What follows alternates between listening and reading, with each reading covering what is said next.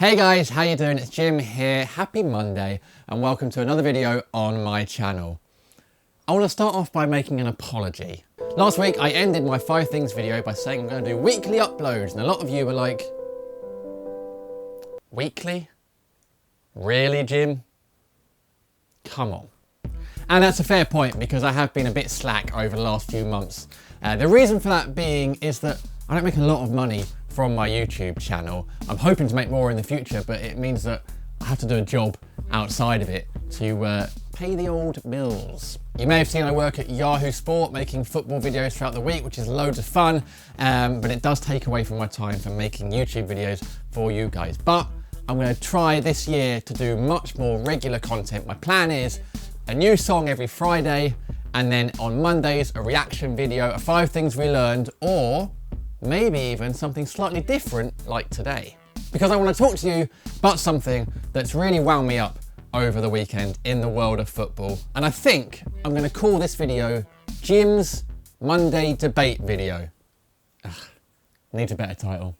I'll work on it. Obviously this weekend was the FA Cup 5th round. My team Palace beat Doncaster 2-0 to make it through to the quarter-finals.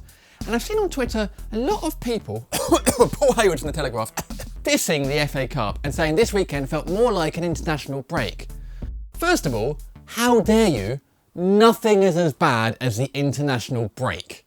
And secondly, this might actually be the most exciting FA Cup in recent memory, because a smaller team is pretty much guaranteed to make the final. Every year, people go on about the magic of the FA Cup, and they remember with great nostalgia those big cup upsets from the past. Wrexham against Arsenal, Wimbledon against Liverpool, Palace against Liverpool.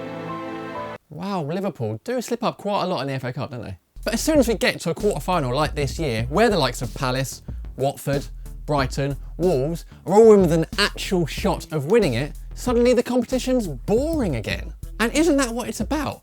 Little teams going beyond what they normally would, giant killing, knocking out big teams, making the finals, and generally upsetting the big club bias.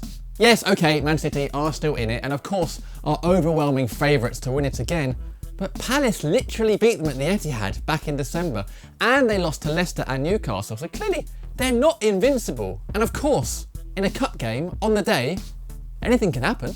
And then there's the fans. The last time Palace got to Wembley in 2016, the supporters absolutely lit up the stadium like fans haven't done for a long time. People still talk about how good they were that day. I was there and the atmosphere was absolutely unbelievable. Remind me of the last time Chelsea or Liverpool or United or Tottenham did that at Wembley. It's just not the same to them. Spurs play at Wembley every week and they can't even do that. For teams like Palace and Wolves and Watford, this is a once-in-a-lifetime opportunity. Well, twice for Palace in recent years. And so you know that they're going to make the most of it and bring the noise big time. And that's what the FA Cup is about, not some big team using it as a backdoor into the Europa League, or an under-pressure manager getting his hands finally on some silverware to try and eke out his career at that club. I do agree with Paul Hayward on one thing. The FA Cup needs a bit of a revamp. He's right, let's cut out the replays. It's a knockout competition, not a parish council meeting. In fact, did you know that as recently as the 1970s, there were no penalties and extra time after replays? If teams drew the replay, they just played another replay. And replays would just go on and on and on. In 1971, Alverchurch and Oxford City played each other 6 times in a replay. It got to the point where all the players were just on first name terms and having a little catch up. Imagine these days Spurs versus Tranmere going to 6 replays on top of all their European commitments. Spurs, not Tranmere. You might as well get to the point where Stephen McNulty plays Dele Alli at Fortnite to see who gets into the next round. No more semis at Wembley? I don't agree with that. It gives fans of smaller clubs an extra opportunity to have a proper day out at the most famous stadium in England, possibly the world. Plus, for the final, so many tickets go to corporate robots that the fans actually get a small percentage, and if they do manage to get a ticket, the prices are extortionate. Whereas for the semi-finals, there's a lot more tickets available and they're cheaper. What's not to like about that?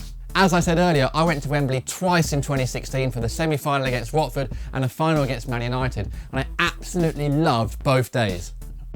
Apart from the final few minutes against United.